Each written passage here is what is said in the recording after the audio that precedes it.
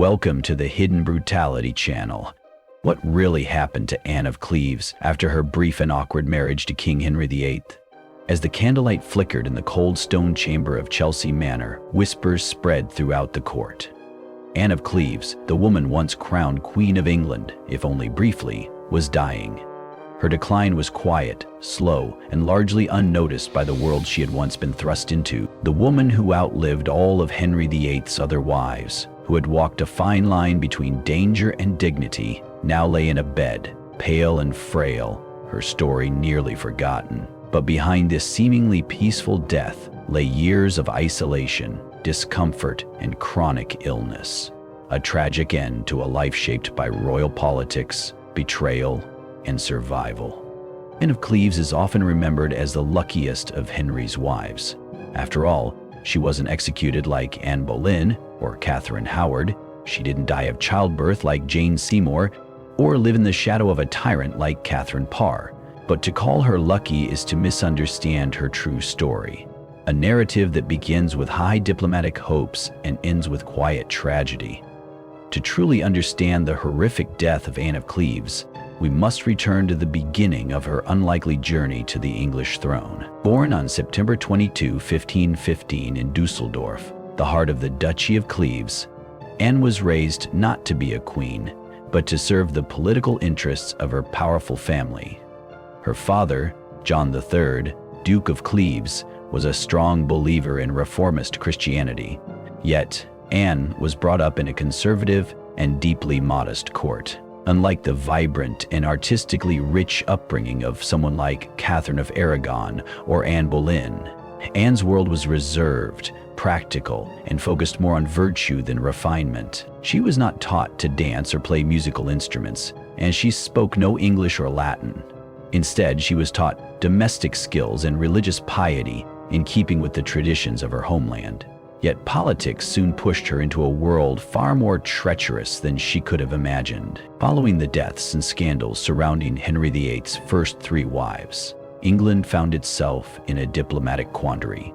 Henry, desperate for a male heir and seeking an alliance against Catholic powers like France and the Holy Roman Empire, looked to the Protestant duchies of the Holy Roman Empire. Thomas Cromwell, Henry's chief minister and a reformist, saw Anne of Cleves as the perfect solution. She was noble, Protestant, and politically aligned. A union between Anne and Henry would be more than a marriage, it would be a statement of allegiance. The first fateful mistake came in the form of a portrait.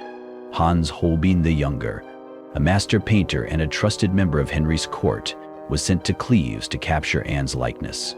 The resulting portrait showed a poised, attractive, serene woman. Henry was captivated.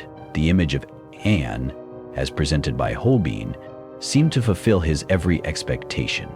But art and reality are rarely one and the same. When Anne arrived in England in late December 1539, Henry could barely hide his disappointment. He found her unattractive, stiff, and uninspiring. The king, always ruled as much by his whims as by his advisors, was infuriated. In fact, their first meeting was a disaster. Henry, ever the romantic, disguised himself and attempted a chivalric surprise at Rochester, hoping to swoon his bride with his charm. But Anne, unfamiliar with English courtly traditions, barely reacted. She did not recognize him nor respond with the expected affection. Humiliated and angry, Henry turned cold. From that moment forward, he referred to her privately as a Flanders mare, a cruel and undeserved nickname, but it stuck. Nevertheless, the marriage went ahead on January 6, 1540. Anne of Cleves became Queen of England. The wedding night, however, was the beginning of the end. Henry later claimed that he was unable to consummate the marriage, blaming Anne's physical appearance and alleged ignorance in the bedroom. He reportedly told his doctors that he could not bring himself to touch her, despite her seeming willingness. Whether these claims were true or merely political justification for what came next, no one can say for certain, but the outcome was swift. By July of the same year, just 6 months later, the marriage was annulled. Anne was told to accept this decision or face possible consequences she surely understood, having heard of Anne Boleyn's fate. Wisely, she did not resist. She agreed to the annulment on the grounds of non-consummation and a prior betrothal. In return, she was granted a generous settlement, multiple estates, including Richmond Palace and Hever Castle, ironically the former home of Anne Boleyn, and the title of the king's beloved sister. Many at the time, and even many today, viewed this outcome as a victory for Anne. She avoided the axe, kept her wealth, and gained status. But what did this victory really look like in practice?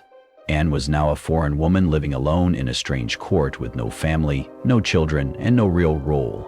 She was paraded occasionally at public events to demonstrate the king's magnanimity, but she had little influence and even less companionship. Her German attendants were dismissed, leaving her isolated. Henry soon married the young and vivacious Catherine Howard. Anne had to endure watching yet another teenager take the throne she had barely occupied. Her relationship with Henry remained cordial but distant. She occasionally dined at court, exchanged gifts with the royal family, and even maintained a friendship with Princess Mary, Henry's daughter. But she was not allowed to return to her homeland, nor was she ever considered for remarriage. She lived in the margins of history, present but never central. As the years wore on, Anne faded into obscurity. She remained in England through the reigns of Edward VI and Mary I. During Edward's Protestant-leaning government, Anne was largely ignored. Under Mary I, a devout Catholic, Anne briefly re-emerged, hoping to regain favor due to her connection to Mary's mother, Catherine of Aragon. But Anne's Protestant roots were too deeply ingrained. She again found herself relegated to the background. By the late 1550s, Anne's health began to deteriorate. She suffered from what contemporary sources describe as a pain in the chest, possibly consistent with tuberculosis or cancer. Her symptoms included chronic coughing, weight loss, and increasing weakness. In those final years, she resided at Chelsea Manor, an estate far from the public eye. Her servants noted her sadness, but Anne never voiced complaint. She endured quietly, with the same stoicism she had shown when she was rejected as queen. Her death came on July 16, 1557. She was just 41 years old. Officially, it was recorded as a natural death, but the circumstances surrounding her decline speak volumes. She had no immediate family at her side, no children to mourn her, no state funeral, no royal widow's tribute for a former Queen of England. Her passing was muted and unremarkable, an unceremonious end to a woman who had once been at the heart of the Tudor court. And even in death, Anne's treatment was peculiar. She was buried in Westminster Abbey, a rare honor for a woman who was queen for only 6 months.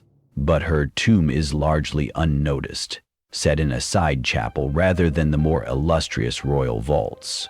Her final resting place reflects the life she led, dignified but quietly forgotten. Anne of Cleves may have escaped the scaffold, but she did not escape the suffering that came from being used as a pawn in one of the most dangerous games of power in European history.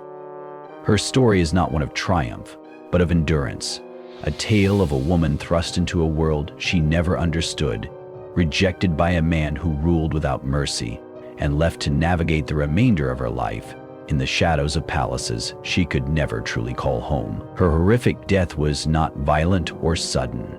It was a slow erasure, a drawn-out vanishing from a world that never fully accepted her.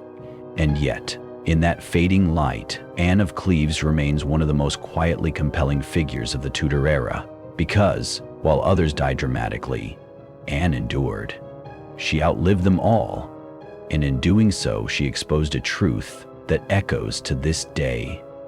Survival is not always sweet, and peace is not always kind. What do you think about Anne of Cleves' life and the way she's remembered? Should we consider her lucky or something else entirely? Leave your thoughts in the comments below, and don't forget to like and subscribe for more untold stories from the lives of history's most fascinating women. Though Anne of Cleves' death was quiet, her story was anything but.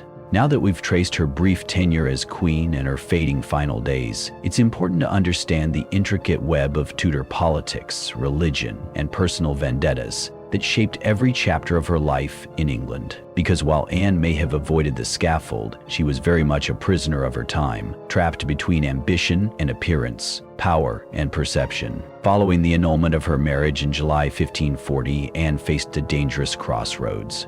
Her position could easily have unraveled into disgrace or even death. but she played her hand wisely. Her decision to submit to the king's will and accept the annulment without resistance was perhaps the most strategic move of her life. By doing so, she ensured not only her safety, but secured a generous settlement that allowed her to live in relative comfort. That said, the reality of Anne's comfortable life is far more complex than it appears on paper. Henry VIII may have publicly granted her the title of king's beloved sister, but that didn't translate into real power or freedom. Anne lived in a gilded cage, surrounded by luxuries, but isolated from court influence and genuine human connection. After the annulment, she moved between several properties given to her by Henry: Richmond Palace, Hever Castle, and Bletchingley. She was also granted an annual allowance of £3,000 sterling, 0 pence, a significant sum at the time. Yet even with these privileges, Anne remained at the mercy of Henry's changing moods. She had no legal security or permanent titles beyond what Henry personally granted. If she had displeased him or taken a misstep, her fortunes could have changed overnight. It's worth noting that Anne's survival wasn't purely due to luck or passivity. It was due to intelligence. She had the foresight to realize that resisting Henry would only lead to her ruin. In a court where wives could be discarded, disgraced, or beheaded with terrifying ease, Anne did something few others managed. She navigated her fall from grace with dignity and outlived the tempest. That in itself speaks to her quiet resilience. Still, the price of survival was steep. After the rise of Catherine Howard, Henry's fifth wife, Anne found herself in an awkward position. She had not only been replaced, but replaced by a girl nearly half her age. Catherine was everything Anne was not: youthful, flirtatious, and English. Worse, rumors began to swirl that Anne still harbored hopes of returning to the throne, that perhaps she thought the annulment could be reversed. Whether those rumors were true or fabricated by Catherine's allies, they placed Anne in a precarious position. Henry, ever suspicious, began to distance himself even further. Anne was excluded from court life. Her presence was no longer necessary, and her role as beloved sister had no real function. She became something of a ghost in the Tudor court, acknowledged, respected on paper, but kept far away from any actual influence. And yet, she remained. When Catherine Howard was executed for adultery in 1542, some speculated that Henry might reconsider Anne. After all, she was still unmarried, politically useful, and had not spoken a word against him. But Henry never looked back. His pride had been wounded during their first union, and he saw no reason to revisit that humiliation. Instead, he married Catherine Parr in 1543, a marriage rooted more in companionship and shared religious convictions than passion. Anne's life after Henry's final marriage became even more marginal. She was allowed to remain in England, though she was offered no significant political role or diplomatic assignment. She continued to manage her estates and engage in some charitable works, but these were private endeavors, not royal commissions. Occasionally, she was invited to court for major events, like the coronation of Edward VI. At those rare appearances, she maintained her dignity, wore her finest gowns, and smiled dutifully for portraits. But behind the public facade was a woman who knew better than to trust too deeply in the king's good graces. With Henry's death in 1547, many at court expected Anne to fade quietly into private life. His will had made no mention of her beyond upholding her pensions. She was no longer connected to the crown in any legal or social sense. Still, Anne hoped to maintain some relevance during the reign of Edward VI, Henry's Protestant son. As a fellow Protestant, she imagined she might find renewed purpose in the new regime, but the reformers' government under Edward was indifferent to her. They saw Anne as a relic of a failed political alliance.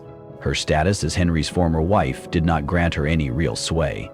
She was politely ignored, another reminder that her value to the English crown had always been transactional. It wasn't until Mary I took the throne in 1553 that Anne once again saw a flicker of opportunity.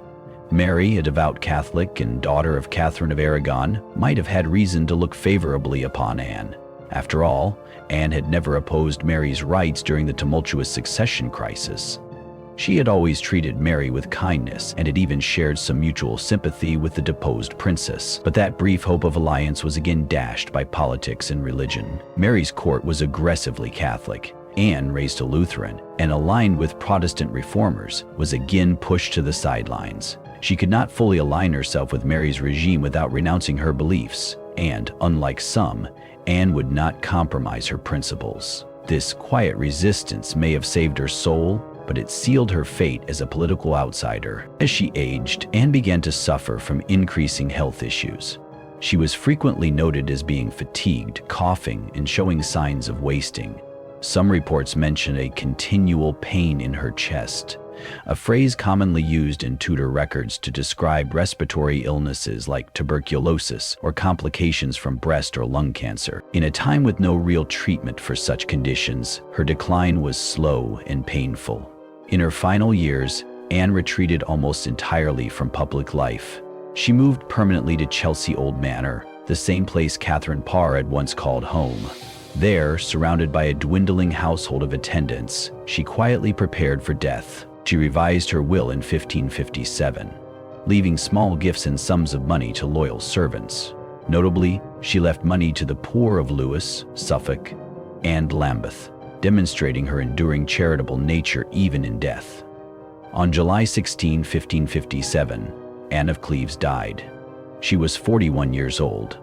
Unlike the dramatic deaths that befell Henry's other wives, Anne's passing was devoid of spectacle. There was no scandal, no trial, no executioner's blade, but there was also no great mourning. She died largely alone, without ceremony. Her death was treated more like the passing of a noblewoman than a former Queen of England. Even her funeral, held at Westminster Abbey, was surprisingly modest.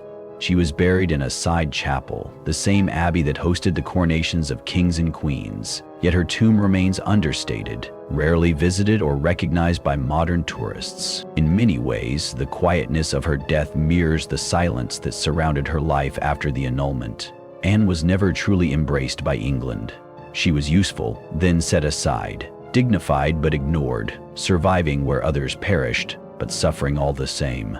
And what of her legacy today? Anne of Cleves is often remembered as the wife who got away, the one who dodged Henry's wrath and lived to tell the tale. But this characterization diminishes the reality of her experience. Anne didn't merely escape, she endured. She navigated a foreign court, survived political rejection, and managed to preserve her life and some measure of autonomy in a world where women, especially foreign-born queens, had little control over their fate. Her death may have been quiet, but it was far from peaceful. It was the final chapter in a life filled with missed opportunities, subtle strength, and quiet tragedy. She is a reminder that not all suffering wears the face of drama, and not all heroes are the ones who make the most noise. Let us not remember Anne of Cleves only for what she wasn't. Beautiful enough, clever enough, beloved enough, but for what she was. A woman who held her head high in the face of rejection, who lived with grace and generosity despite being sidelined, and who outlived the king who once discarded her like a failed alliance. Her story deserves more than a footnote in Henry's saga. Do you think Anne of Cleves has been unfairly overshadowed by the more dramatic fates of Henry's other wives? Let us know your thoughts in the comments, and don't forget to like and subscribe for more deep dives into the forgotten lives of history's most misunderstood figures.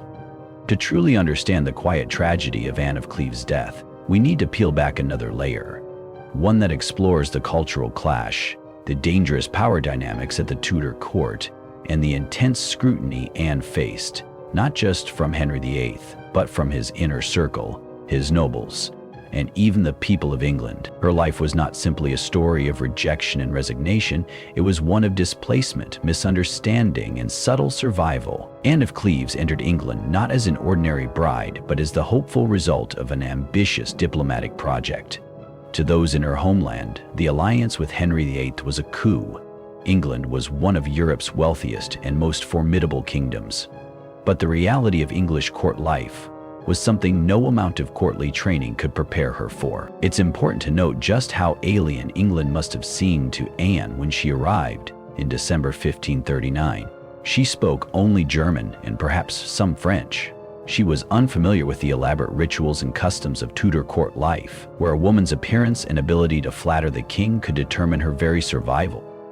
At the Cleves court, women were praised for piety, obedience, and modesty. At Henry's court, beauty, charm, musical ability, and wit were prized above all. Anne had none of these, at least not in the way the English elite expected. From the start, she was judged not only by Henry, but by the entire court. Her stiff clothing, her thick accent, and her inability to play the lute or sing ballads made her an object of quiet ridicule. Anne was not dumb, nor was she lacking in personality, but she was dropped into an environment that demanded she be a glittering ornament.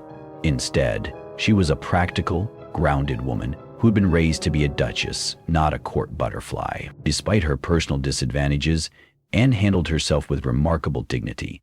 She never spoke ill of Henry, even after the annulment. She never fought back publicly, and while some historians have criticized her for being passive, others recognize this as a form of intelligence. She knew when to withdraw, when to appease, and when to accept that power was not hers to grasp. Still, Henry's behavior toward her was appalling. He humiliated her not just privately, but publicly. He mocked her appearance, and after their annulment, he made sure everyone knew that she had not pleased him. He shared stories, perhaps exaggerated or entirely fabricated, about her awkwardness, her unpleasant body, and her supposed ignorance in the bedroom. These were more than personal insults. They were political smears designed to protect his image and justify the failure of yet another marriage. Anna was forced to wear the shame of rejection without ever being allowed to defend herself. In a world where reputation was everything, Henry's mockery left a stain she could never entirely remove. And yet, despite this, she remained loyal to him in public. When he married Catherine Howard, she congratulated him and sent gifts. When he asked her to host guests at Hever Castle, she obeyed. Anne of Cleves knew her place in the game and played it with quiet strength. But let's not romanticize her endurance too much. Her isolation was real. After the annulment, she had no true friends in England. Her German ladies-in-waiting were dismissed. Her family was far away, and the English nobility never fully accepted her. Even the people viewed her with a mix of confusion and suspicion. She was a foreigner, a failed queen, and a Protestant in a country that would soon swing violently between Protestantism and Catholicism, depending on who wore the crown. And even her wealth came with conditions. Her estates were lavish, yes, but they were controlled by men in the court. She could not make independent decisions about her lands or tenants without royal approval. Her annual income was generous, but could be reduced or taken away at the whim of the monarch. Her existence was not truly free but tolerated. She lived in luxury, but always under a shadow. This slow erosion of relevance continued after Henry's death. Under Edward VI, she was ignored. Under Mary I, she was mistrusted. And during these years, Anne aged prematurely. By her mid-30s, her health was already in serious decline. Descriptions of her from this period mention a woman who had become pale and sickly. Her once robust figure had withered, her energy sapped by years of stress and physical ailment. Tudor medicine was primitive, to say the least. Chronic illnesses were treated with herbal remedies, purging, bloodletting, and prayers. If Anne had tuberculosis, as many suspect, there was little hope. The disease would have caused a persistent cough, chest pain, fever, and eventual weight loss and fatigue. Her attendants likely did their best to comfort her, but there was no cure, and certainly no real relief. By the time Anne was in her early 40s, her daily life had shrunk to a handful of rooms, a few loyal servants, and occasional visits from sympathetic nobles. She still received occasional correspondence from her brother in Germany, but she was no longer considered useful to anyone at court. Her death on July 16, 1557, was not sudden. It was a long, slow disappearance. Even in death, Anne's story was marked by understatement. There was no public mourning, no weeks of courtly black. She was quietly buried in Westminster Abbey, yes, but her tomb is hidden away, lacking the grandeur given to even some of Henry's lesser nobles. There is no grand monument, no marble statue, no golden effigy, just a stone slab, easy to miss among the many other names in the abbey. And that is the most heartbreaking part of Anne of Cleves' story. She was never hated like Anne Boleyn, never adored like Jane Seymour, never feared like Catherine Howard. She was tolerated, respected just enough to survive, but never loved enough to matter. Her horrific death wasn't violent, but it was cruel in its loneliness, forgotten by the world that had once thrust her onto a throne she never wanted. Anne died as she lived after Henry, quietly, politely, in the background.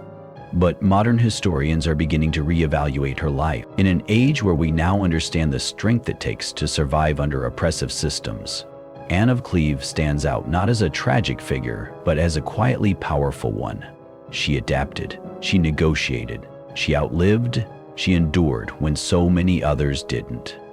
That's not weakness, that's grit. And it's time we gave her the recognition she never received in life.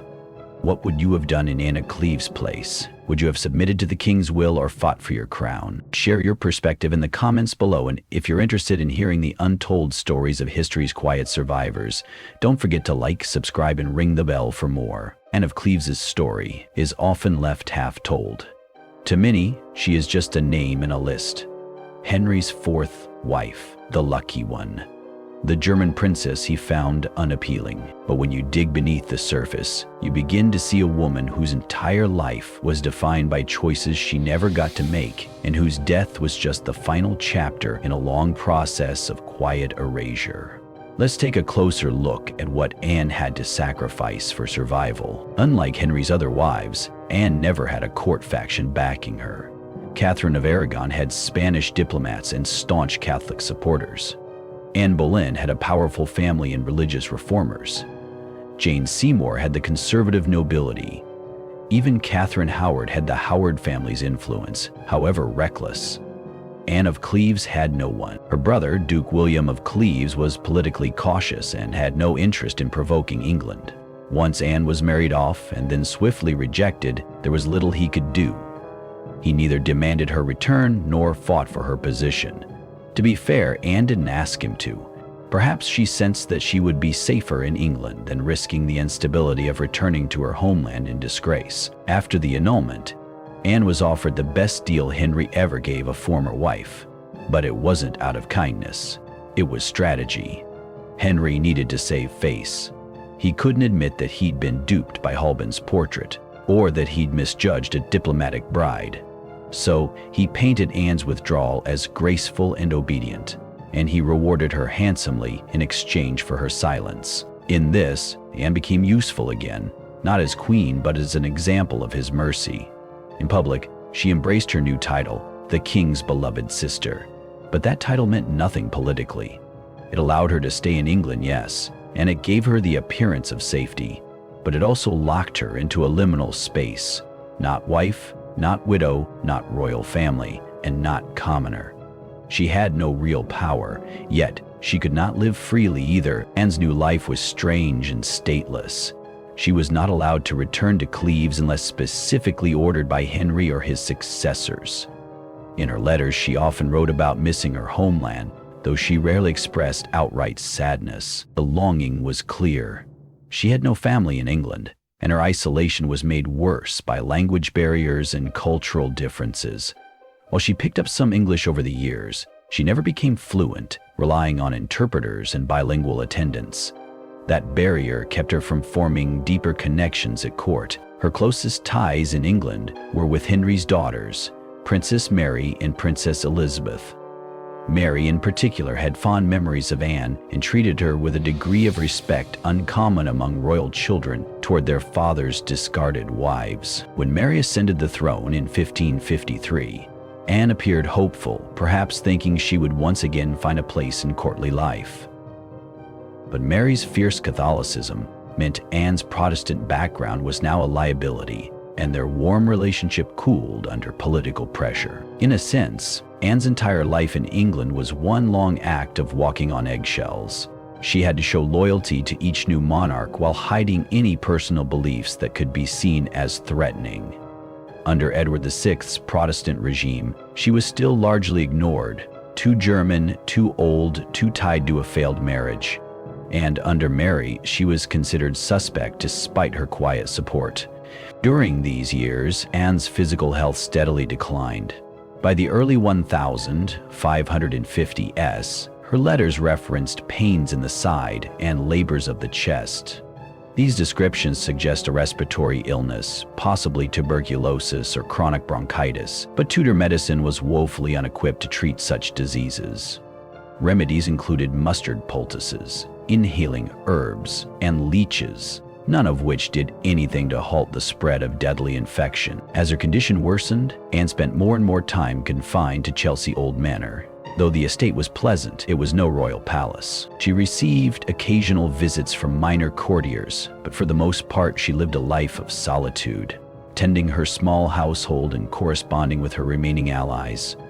Her days were filled with prayer, simple meals, and gentle walks in the garden when her health allowed it. Anne's will, finalized in June 1557, gives a heartbreaking glimpse into her final concerns. She left modest sums of money and items to her servants, not the grand bequests of a queen, but the grateful gestures of someone who valued loyalty.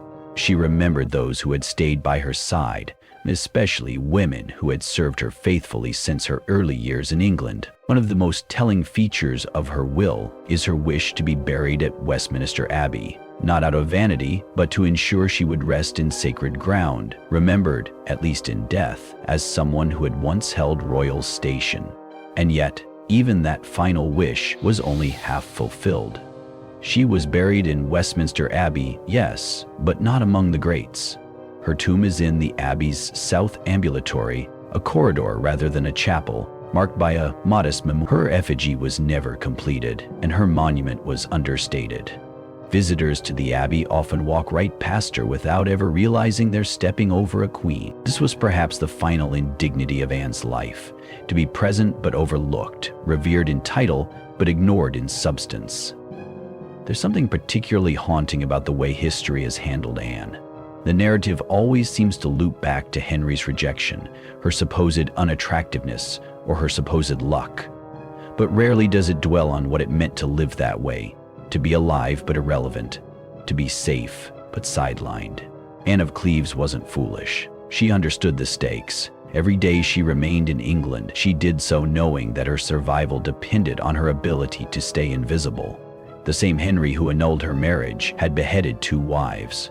She had seen firsthand the brutal power he wielded. She knew that one misstep, one outburst, one moment of pride could cost her everything. So she stayed quiet.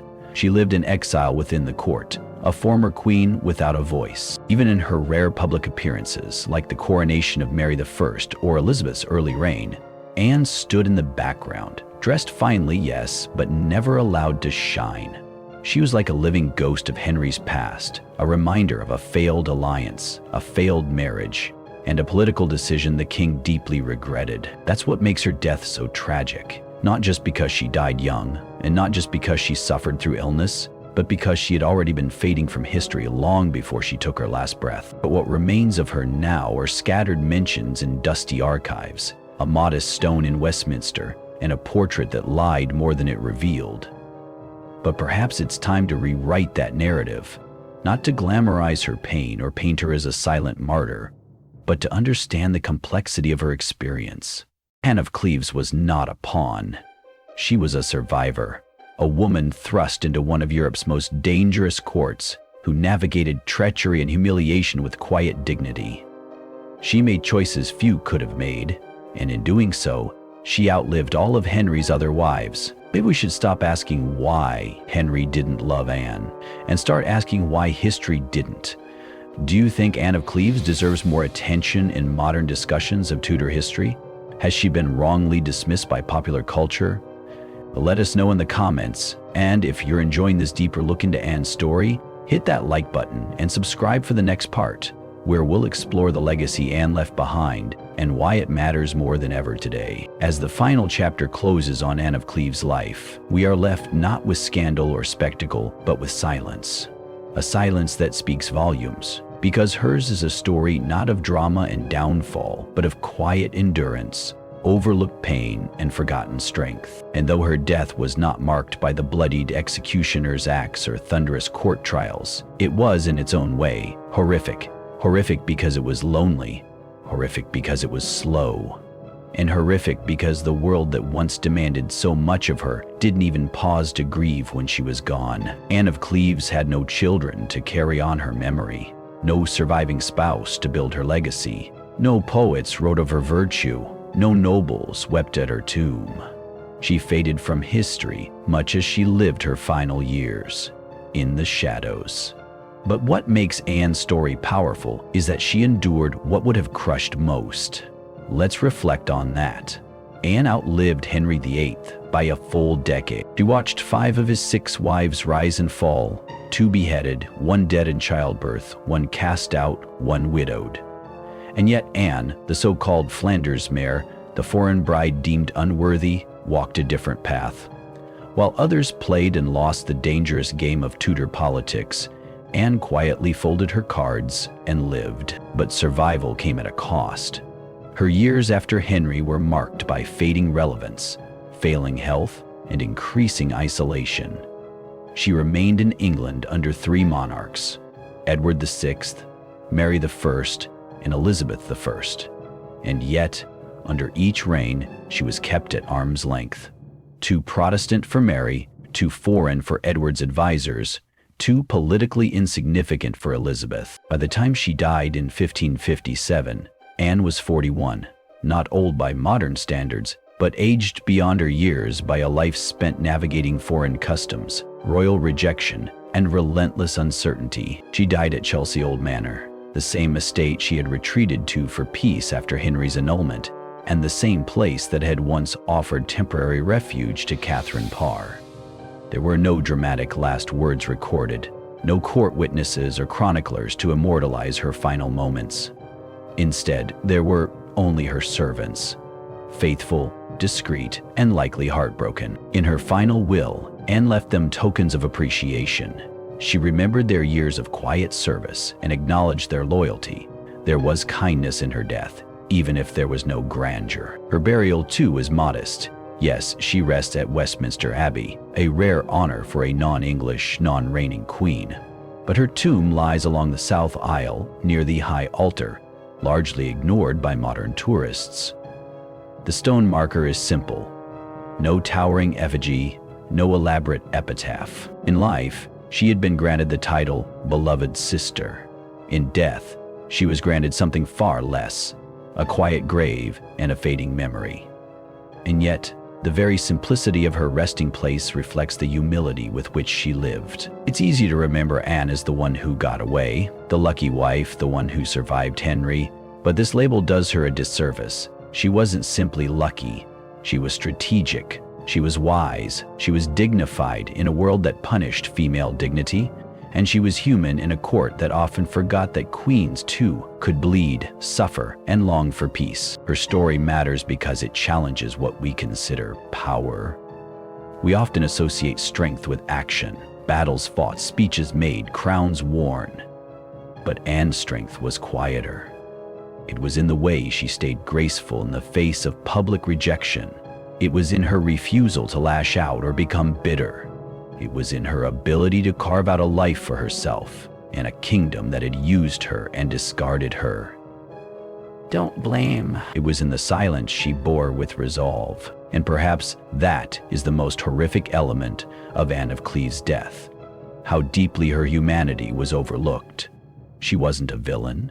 She wasn't a tragic heroine.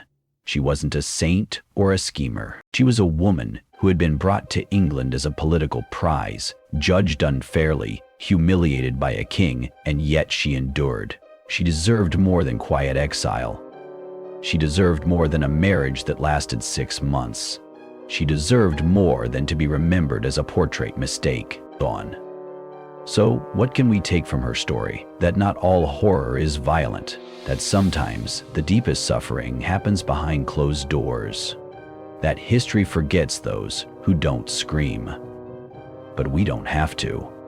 Today, Anne of Cleves is gaining renewed attention, Historians now see her with more empathy. Documentaries explore her resilience. Writers, artists, and filmmakers have begun to reimagine her as something more than a rejected bride. She was the only wife of Henry VIII buried in Westminster Abbey, the only one not disgraced, the only one who never had to fear the axe.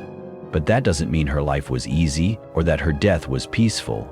It was quiet, yes, but hauntingly so. As we conclude this journey through Anne's life and death, let us remember that history often favors noise, but it is silence that carries the deepest truths. And Anne of Cleves, in all her forgotten grace, left behind a legacy not written in power or rebellion, but in resilience. So, the next time someone tells you Anne was lucky, ask them, what is luck, really? Is it keeping your head while losing your place? Is it surviving but being forgotten? Or is it choosing to live with dignity, even when the world calls you worthless? Anne of Cleves may have died alone, but her story, at last, is being heard. What did you think of Anne's journey? Did anything surprise you? Do you believe she deserves more recognition in history books and culture? Let's discuss it below in the comments. And if this story moved you, don't forget to like this video, subscribe to the channel, and share it with someone who loves history as much as you do. There are many voices like Anne's, lost to time, buried in quiet graves, but we're here to uncover them, one story at a time. Don't forget to subscribe so you won't miss a single episode. Every week I bring you new stories, heartfelt, gripping, and sometimes deeply haunting. Let each video take you on a journey you'll never forget.